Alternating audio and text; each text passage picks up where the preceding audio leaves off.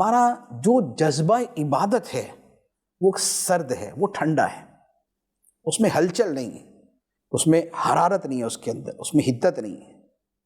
اب یہ کیسے پیدا ہو؟ تو اس کا طریقہ میں عرض کرتا ہوں۔ اس کے لیے سب سے پہلی بات تو یہ ہے کہ سارا دار و مدار ہے دل کی حالت کے بدلنے پہ۔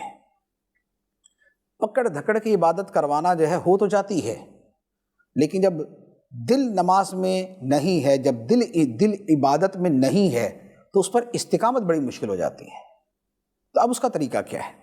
اس کا پہلا طریقہ تو یہ ہے کہ بندہ ایک مرتبہ یہ عزم کرے کہ یار مجھے عبادت گزار بننا ہے، مجھے اپنے رب کی بندگی کرنے والا بننا ہے۔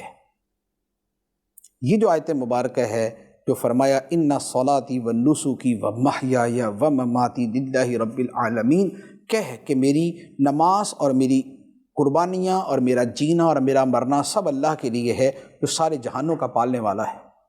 تو مجھے اپنے آپ کو ایسا بنانا ہے، میری نماز اللہ کے لیے، میری قربانیاں اللہ کے لیے، میرا جینا اللہ کے لیے، میرا مرنا اللہ کے لیے۔ تو ایک مرتبہ خود کو ایسا بننے کے لیے تیار کرے۔ جب بندہ سوچ بناتا ہے تو سوچ کے بعد پھر عمل کا راستہ آسان ہوتا ہے۔ تو پہلی بات تو یہ سوچ بنانا ہے۔ دوسرے نمبر پہ کیا ہے کہ یہ جو دل عبادت کی طرف نہیں آتا، اس کی وجہ ہوتی ہے دلوں پہ زنگ لگنا، اور زنگ لگتا ہے گناہوں کی وجہ سے اور غفلت کی وجہ سے۔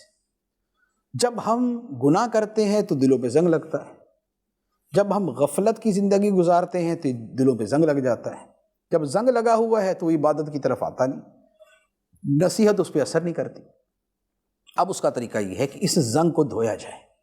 زنگ کو دھویا جاتا ہے نمبر 1 توبہ سے، نمبر 2 قرآن کی تلاوت سے، اور نمبر 3 موت کو یاد کرنے سے۔ جب بندہ موت کو یاد کرتا ہے تو یہ زنگ اترتا ہے، جب تلاوت کرتا ہے تو زنگ اترتا ہے، جب توبہ کرتا ہے تو زنگ اترتا ہے۔ تو اب دوسرا کام یہ ہے کہ بندہ اپنے دل کا زنگ اتارے۔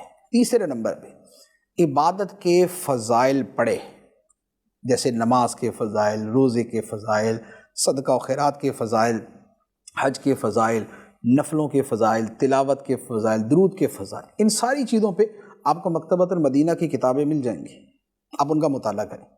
جب آپ مطالعہ کریں گے تو دل تھوڑا سا حرکت میں آئے گا ان کاموں کے لیے۔ تو یہ ایک اور طریقہ۔ اچھا، اس کے ساتھ مزید یہ ہے کہ عبادت گزاروں کے واقعات پڑھیں، جیسے نبی پاک علیہ السلام، صحابہ کرام، تابعین، بزرگان دین کی۔ تو واقعات پڑھنے سے بھی دل میں شوق پیدا ہوتا ہے۔ اور ایک اور بات یہ ہے کہ تھوڑا سا تکلف کرے۔ بندہ ہر کام یوں نہیں شروع ہو جاتا کہ یکدم جذبہ پیدا ہوا اور بندہ پوری زندگی کرتا جائے، ایسا نہیں ہوتا۔ شروع میں تکلف کرنا پڑتا ہے، تھوڑا سا تکلف کرتے کرتے عادت بن جاتی ہے، عادت کے بعد لذت شروع ہو جاتی ہے۔ تو عبادت میں بھی یہی کرنا پڑتا ہے کہ تھوڑا سا تکلف کر کے عبادت کرے۔ ایک بزرگ کا بڑا خوبصورت فرمان ہے، فرمایا کہ 20 سال میں نے نماز مشقت سے پڑھی اور 20 سال سے نماز کا مزہ لے رہا ہوں۔ یعنی کہ 20 سال آپ نے آپ کو لگا کے رکھا کہ صحیح پڑھنی ہے، صحیح پڑھنی ہے، صحیح پڑھنی ہے۔ تو 20 سال میں پھر نفس اس کا عادی ہو گیا، اب اس کے بعد عبادت میں مزہ آنا شروع ہو گیا۔